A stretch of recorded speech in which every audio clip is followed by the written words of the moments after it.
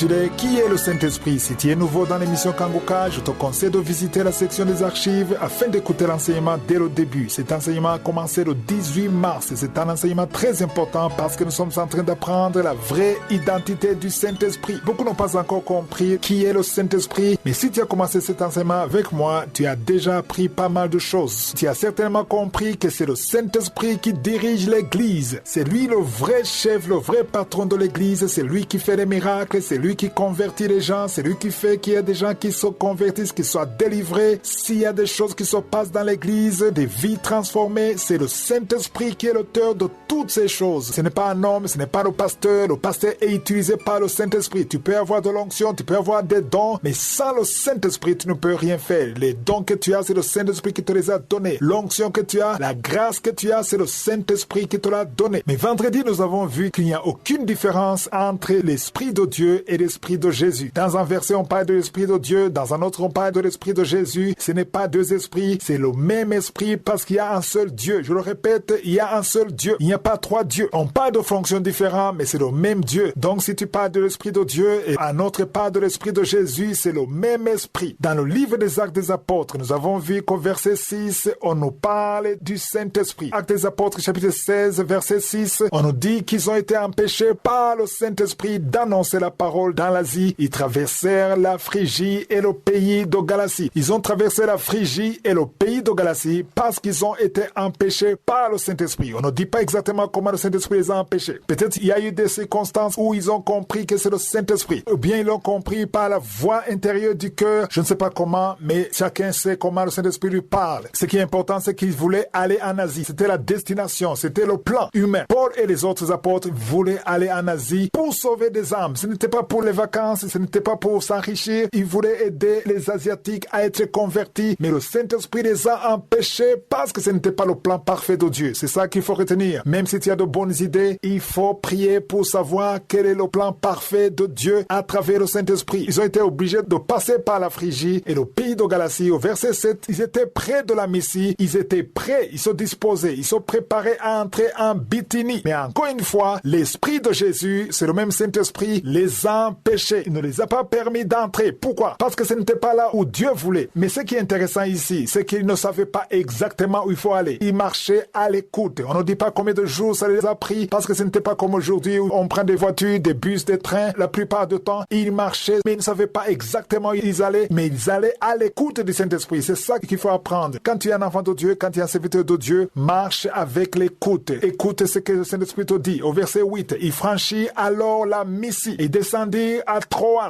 Là, ils sont toujours guidés. Je vous ai dit que le Saint-Esprit, c'est un peu comme le GPS, mais spirituellement parlant. Ils voulaient entrer à Troas. Mais remarquez qu'au verset 7, alors qu'ils étaient près de la Mysie, ils se disposaient à entrer en Bithynie, mais l'Esprit de Dieu ne leur permit pas. Et quand l'Esprit de Dieu les a empêchés de continuer, ils ont été obligés de retourner en passant par la Mysie et ils sont descendus à Troas. C'était pas Troas la destination, mais ils étaient toujours à l'écoute du Saint-Esprit. Au verset 9, pendant la nuit. Pourquoi pendant la nuit? Parce qu'ils étaient fatigués. Ils ont peut-être pris un hôtel, ils ont dormi quelque part, ils ont passé la nuit et Paul a eu une vision. Qu'est-ce qu'il a vu dans la vision? Un Macédonien lui apparut et lui fit cette prière. Il a dit, passe en Macédoine, secours-nous. Autrement dit, quelqu'un de la Macédoine demandait du secours. Mais verset 10, après cette vision de Paul, il est dit, nous cherchons aussitôt à nous rendre en Macédoine, concluant que le Seigneur nous appelait à y annoncer la bonne nouvelle. Ça m'a beaucoup encouragé de voir quelqu'un comme Paul, parce que Paul avait beaucoup de révélations, il avait une relation particulière avec Jésus, mais lui, Paul, rempli du Saint-Esprit, il ne savait pas, pendant tous ces jours, il ne savait pas exactement où il allait. C'est au verset 10 qu'ils ont conclu. Ils ont conclu quand il a eu la vision pendant la nuit. Alors, ça veut dire que si quelqu'un comme Paul, il ne savait pas, pendant des jours, il marchait, il suivait, il écoutait, il ne savait pas exactement qui es-tu, toi et moi, il peut arriver qu'on ne sait pas exactement où aller, mais on est disposé à aller où Dieu veut. C'est là où ils ont compris qu'ils étaient dans le plan parfait de Dieu. Si je suis le vœu, je vais